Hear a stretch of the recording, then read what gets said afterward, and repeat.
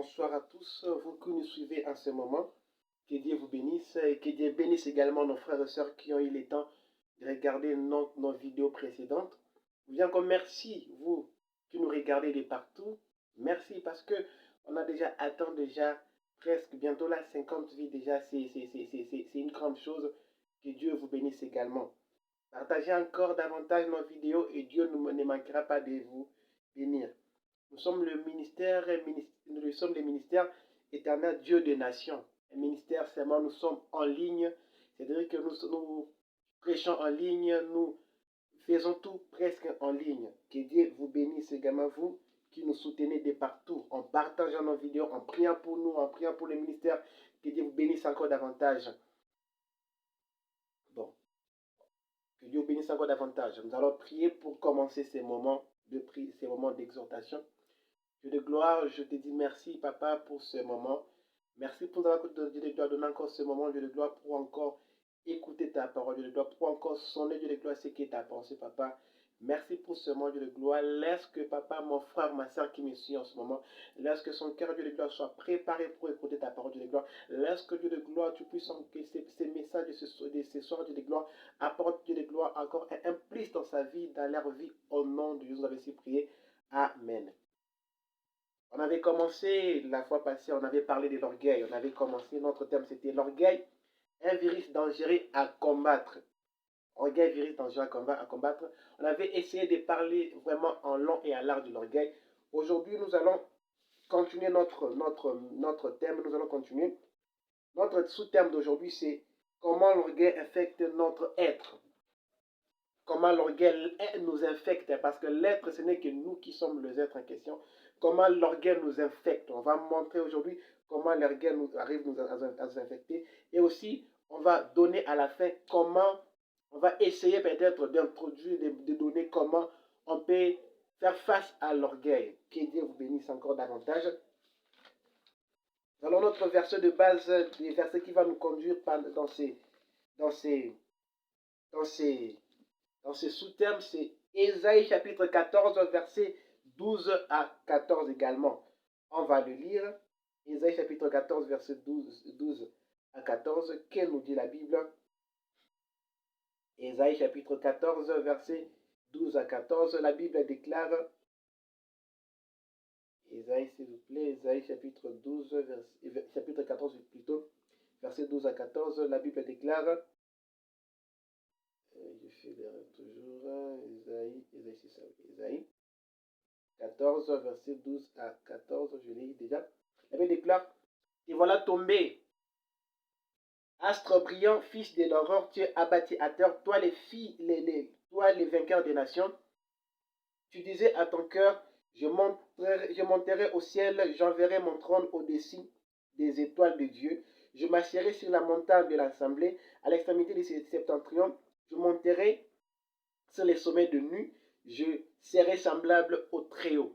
Ici, c'est l'apôtre, plutôt le prophète Ésaïe est en train de donner l'image du diable, l'image de la chute du diable, ce qui a amené le diable à sa chute. Il faut savoir que le diable, la Bible déclare que, lorsque nous lisons la Bible, la Bible déclare qu'il y avait le ténèbre qui couvrait toute la surface de la terre. Pourquoi? Parce que l'ange qui était chargé pour apporter la lumière au ciel, en réalité, cet ange s'était rébellé et cet astre brillant s'est rébellé et maintenant n'est plus l'astre brillant, il est devenu l'astre ténébré. Voilà pourquoi le diable est toujours représenté par les ténèbres. C'est que le diable est représenté par le nom. Pourquoi? Parce qu'il a perdu ce qui était son attribut de donner la lumière. Il a perdu maintenant celui qui donne le ténèbre. Cela veut dire que le diable qui est le père, qui est le prince même du ténèbre. C'est que lorsque on parle du diable, on voit directement les ténèbres. Pourquoi? Parce qu'il a perdu ce qui était son attribut premier, la lumière. Parce que là, le prophète Ésaïe, il est décrit ici comme étant l'astre brillant, le fils de l'or, l'astre brillant, l'astre là qui a donné la lumière, l'astre là qui était brillant. Mais qu'est-ce qui a amené la chute du diable? Ce n'est pas ce qui a mis la chute du diable, ce n'est pas là le diable, non, c'est ce qui a mis la chute du diable. Lisons encore toujours dans Ésaïe, toujours. la Bible déclare, réalisons encore ce verset, ce passage. Te voilà tombé, astre brillant, fils de l'aurore. Tu es abattu à terre, toi les vainqueurs des nations. Tu disais à ton cœur, je monterai au ciel, je lèverai mon trône au-dessus des étoiles du ciel. Les étoiles de Dieu représentent les anges de Dieu. C'est que le diable disait dans son cœur que non, comme j'ai la lumière, comme c'est moi qui donne la lumière, c'est que je monterai au ciel, je serai plus que tous les anges. Je serai plus que tous les anges. Il ne s'est pas limité là, au lieu de se limiter là, il est parti encore plus loin pour dire que dans 14, je monterai sur les sommets de nuit, je serai semblable au Très-Haut, je serai semblable à Dieu. C'est que le diable a voulu se comparer à Dieu. Le diable a voulu prendre la place à Dieu. C'est qu'en ce moment, il y avait une rébellion qui s'est créée au ciel. Le diable s'est rébellé. Le diable s'est rébellé. Il faut savoir que dans l'Apocalypse, la Bible déclare que les dragons, la quête du dragon, en réalité, entraînait le tiers des étoiles du ciel. C'est que la quête du dragon entraînait les tiers des anges. C'est que les diables entraînaient les tiers des anges. Avant la création, avant tout, il y avait 3 garnisons des anges. Garnison de la lumière, où Lucifer était le général-major, le général. Il y avait la garnison de cela qui apportait le message, le message, qui est la garnison de Gabriel, l'ange Gabriel, et la garnison de l'ange Michael. Garnison là, des anges Michael, c'est la garnison des combattants. Alléluia, que Dieu vous bénisse encore davantage. C'est que le diable a entraîné les tiers des anges, les tiers des anges. Ce sont ces anges-là qui sont devenus aujourd'hui les démons. Parce qu'il y a le diable qui est là, qui est Satan lui-même. Il a également, ce qu'on peut appeler, il a également ses anges, il a également ces anges dans son gouvernement qui est constitué des démons. C'est à cause de l'orgueil que le diable fut précipité. C'est qu'à cause du fait que le diable est un orgueil, il fut précipité. Maintenant, qu'est-ce qui a créé l'orgueil? Si nous regardons ici, il avait déclaré que tu disais à ton cœur, je monterai au ciel, je lèverai mon trône au-dessus des étoiles de Dieu. C'est que dans son cœur déjà, il avait déjà l'idée là de s'élever aussi. Il avait l'idée là, il avait l'idée dans son cœur. Il enviait les trônes de Dieu. Alléluia. Cela veut dire que l'orgueil, en réalité, l'orgueil commence par une envie. C'est que tu vas envier une chose. Tu vas envier une chose à telle sorte à ce que tu envies une chose et tu commences, à telle sorte que tu envies une chose, tu fais l'effort d'aboutir à cette chose-là par ta propre force. Au lieu que le diable puisse laisser que Dieu puisse faire tout, au lieu que le diable puisse s'humilier devant Dieu, le diable s'est rébellé. Il a voulu prendre la place de Dieu. Il s'est rébellé contre son Créateur. Voilà pourquoi il fut précipité sur la terre. Voilà pourquoi au début de Genèse, il avait déclaré qu'il y avait le ténèbre à la surface de la terre. Pourquoi? Parce que l'ange là était descendu. L'ange là, on l'avait jeté. Le diable, on l'avait jeté au début de la création. Au début que moi et toi nous soyons en vie. Au début que moi et toi on puisse nous créer. Au début que même Adam et Ève soient créés. On avait jeté les diables. Voilà pourquoi il avait la présence du diable même au jardin d'Éden. Pourquoi? Parce qu'il était déjà précipité sur la terre. Alléluia. Il était déjà précipité. Voilà pourquoi il devrait être là. Pourquoi? Parce que la terre c'était devenu comme sa maison. Voilà pourquoi on appelle les diables aussi les princes de la puissance de l'air. Les princes de ces mondes. C'est les diables qui gèrent ces mondes. On saura ça jusqu'à la fin. C'est que ce qui a amené les diables à s'enorgueillir, c'est l'envie. Il a envié le trône de Dieu. Il n'a pas voulu être humble, n'est pas envié. Il a envié le trône de Dieu. Frères et sœurs, je vous dis que l'envie aussi est même à la base aussi de plusieurs morts, de plusieurs assassinats qu'on voit souvent ici. L'envie. N'envions pas les choses de certains. Il faut aimer ce que Dieu t'a donné. Aimer ce que Dieu t'a donné. Non, Dieu m'a fait, par exemple, que Dieu m'a donné, par exemple, des endroits les mois. J'ai dit merci à Dieu. Je n'envie pas celui qui a $1000. Je reste avec le mien. J'ai pris. Je sais que Dieu est là. Je sais que Dieu va me conduire. Il y a même certaines personnes qui gagnent peu d'argent, mais ils vivent plus que ceux-là qui ont beaucoup d'argent. C'est la grâce de Dieu. Lorsque tu demandes à l'humilité, Dieu saura te donner même, Dieu saura même te donner même la sagesse pour même comment marcher, comment gérer ce qui est paix. C'est que le point de départ, même de tous les maux, le point de départ même du péché, en réalité, c'est l'orgueil. C'est le diable, vu qu'il s'est rébellé, il s'est enorgueilli. C'est lui qui est même maintenant à la base de tous les maux que nous en subissons même aujourd'hui. Nous remarquons que c'est par l'envie que le diable, c'est par l'envie que le diable s'est enorgueilli à Dieu. C'est par l'envie que le diable s'est enorgueilli à Dieu. Voilà pourquoi au jardin d'Éden, il était là. Nous allons prendre Genèse chapitre 3, verset 1 à 5. Genèse 3, verset 1 à 5. Genèse 3, verset 1 à 5. La Bible déclare, le serpent était le plus rusé de tous les animaux des champs que l'Éternel avait fait. Il dit à la femme, Dieu a-t-il réellement dit, vous ne mangerez pas de tous les arbres du jardin? La femme répondit au serpent, nous mangeons du fruit des arbres du jardin, mais quant au fruit de l'arbre du jardin qui est au milieu du jardin, Dieu a dit, vous n'en mangerez point et vous n'y toucherez point, de peur que vous ne mouriez. Alors le serpent dit à la femme, vous ne mourrez point, mais Dieu sait que les jours où vous en mangerez, vos yeux s'ouvriront et que vous serez comme de Dieu, connaissant les biens et les mal. C'est-à-dire que le diable est venu s'aimer la racine de l'orgueil. La racine de l'orgueil dans la vie d'Ève. Il est venu s'aimer cette racine-là. C'est cette racine-là de l'orgueil, cette racine-là de se rebeller contre Dieu qui a fait à ce que le premier parent, les premiers parents se sont enorgueillis, ils ont vu que non, ils sont devenus indépendants, ils ont voulu manger ça pour être indépendants. Frère, lorsque tu te dis que je vais être indépendant de Dieu, je vais être indépendant moi-même, je vais être indépendant spirituellement, en réalité tu n'es pas indépendant, tu es dépendant du diable. C'est juste que le diable veut juste te borner les yeux pour que tu ne puisses pas dépendant parce qu'il sait que s'il essaie de t'ouvrir les yeux, que lorsque tu dis que je suis indépendant spirituellement, c'est que tu dépends du diable. Il sait que lorsqu'il va t'ouvrir les yeux, tu ne risqueras plus de dire, tu risqueras plus de laisser Dieu. Voilà pourquoi les diables nous empêchent de voir les choses. Pourquoi il parle plus de l'indépendance spirituelle. Plusieurs sectes ces temps-ci, plusieurs sectes, vraiment, tous les roses croix, ils parlent de l'indépendance spirituuelle. Mais en réalité, ce n'est pas l'indépendance spirituelle, c'est la dépendance spirituelle au diable. C'est qu'ils dépendent du diable. Ils ne sont pas maîtres de eux-mêmes, ils sont au contraire, c'est le diable qui est maître de leur vie. C'est que lorsque tu dis que je suis indépendant spirituellement, mais en réalité, tu n'es pas indépendant spirituellement, tu dépends du diable. C'est que le premier parent ont voulu dépendre, ont voulu être indépendants spirituellement, ils ont voulu être indépendants. Mais nous en savons, nous tous, les différentes conséquences qui sont arrivées. Différentes conséquences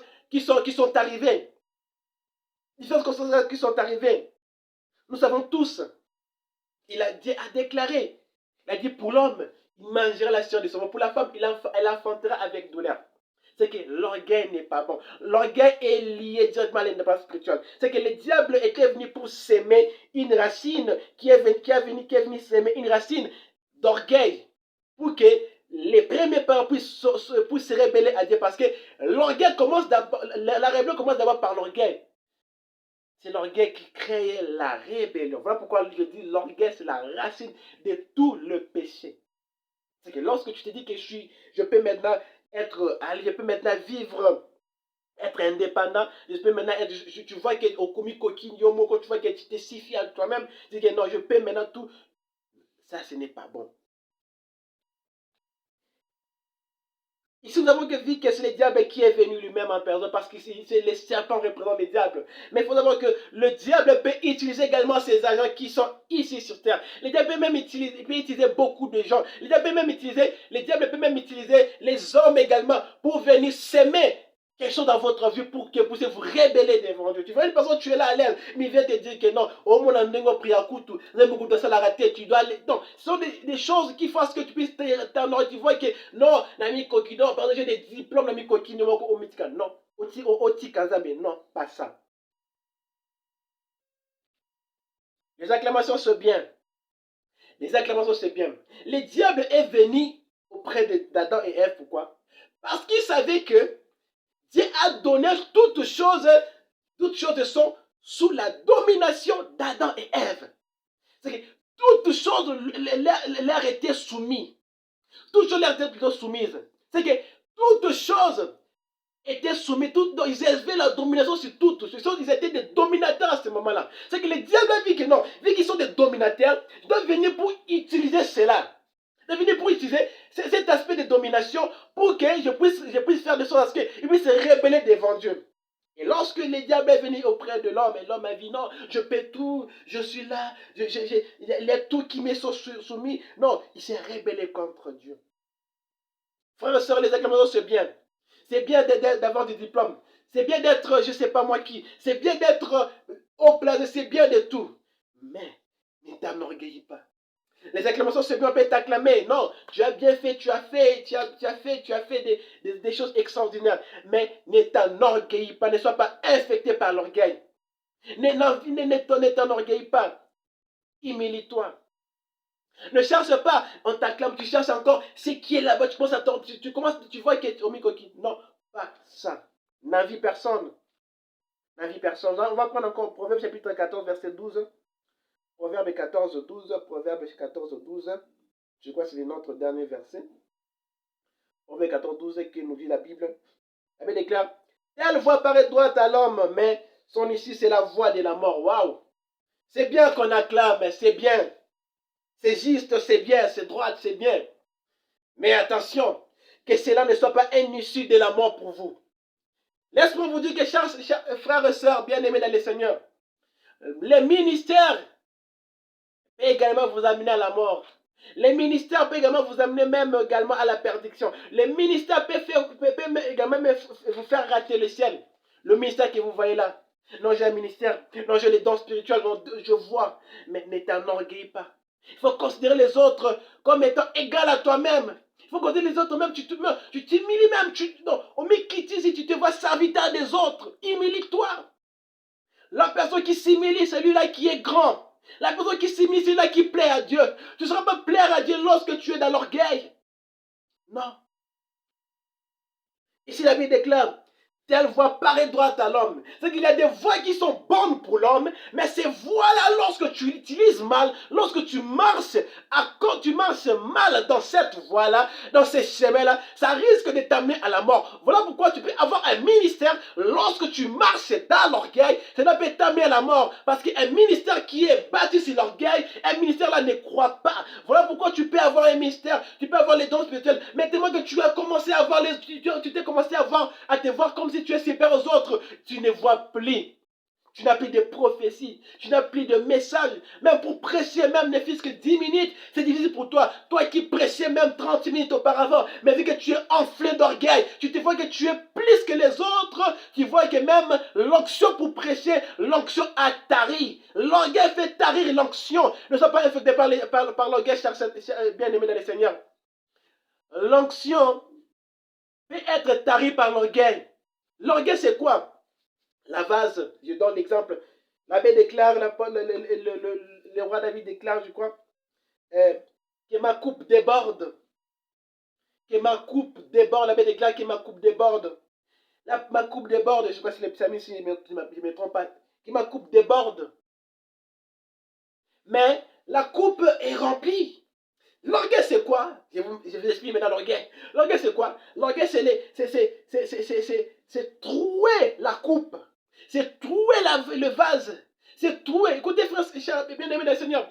Tu peux être un vase d'honneur, mais le vase d'honneur peut perdre également sa valeur lorsqu'il est troué. Lorsque le vase est troué, on ne saura pas l'utiliser. Pourquoi? Parce que le vase est troué. La vase plutôt, elle est trouée. Maintenant, ces trous-là, c'est ça, l'orgueil. L'orgueil, c'est ces petits trous-là, c'est ces trous-là que c'est de l'orgueil.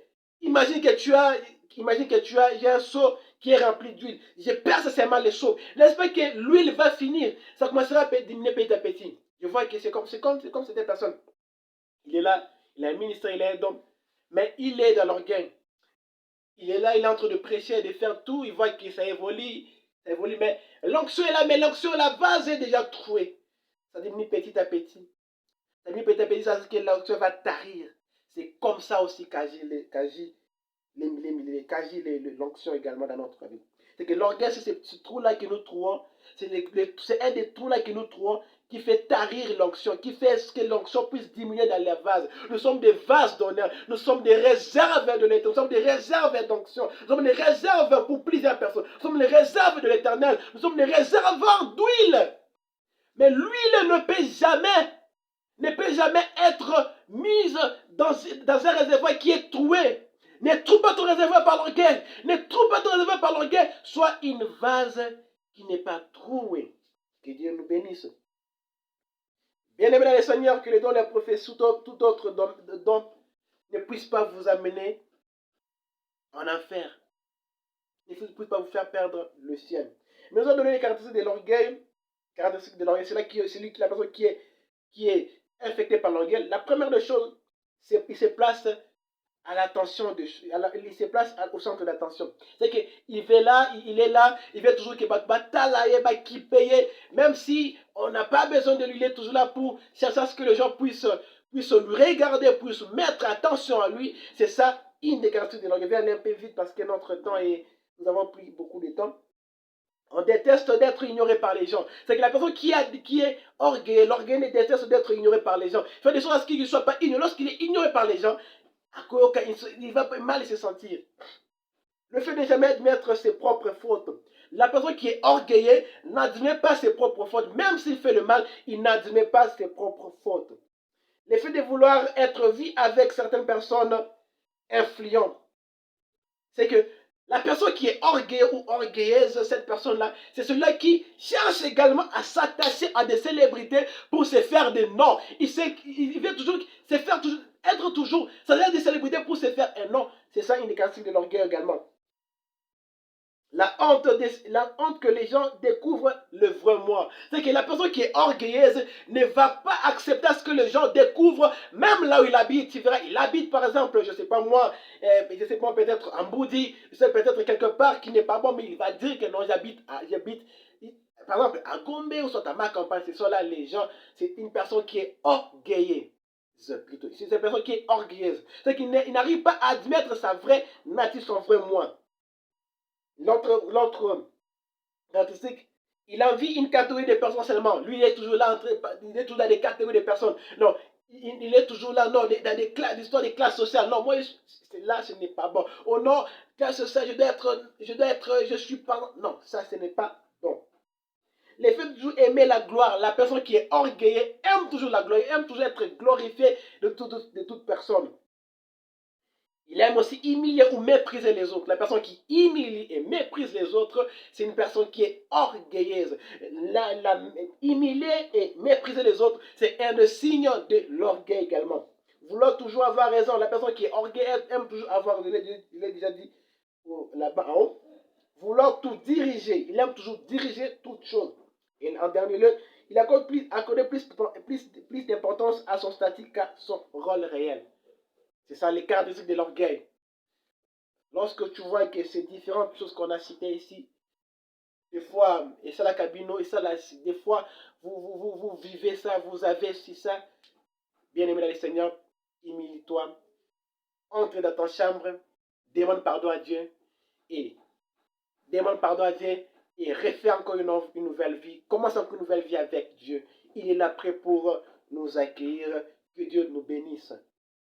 Nous allons prier pour le frère et sœur, pour vous qui nous avez suivis. Nous allons prier, vous allez juste mettre votre main droite dans le cœur. Nous avons prié pour vous.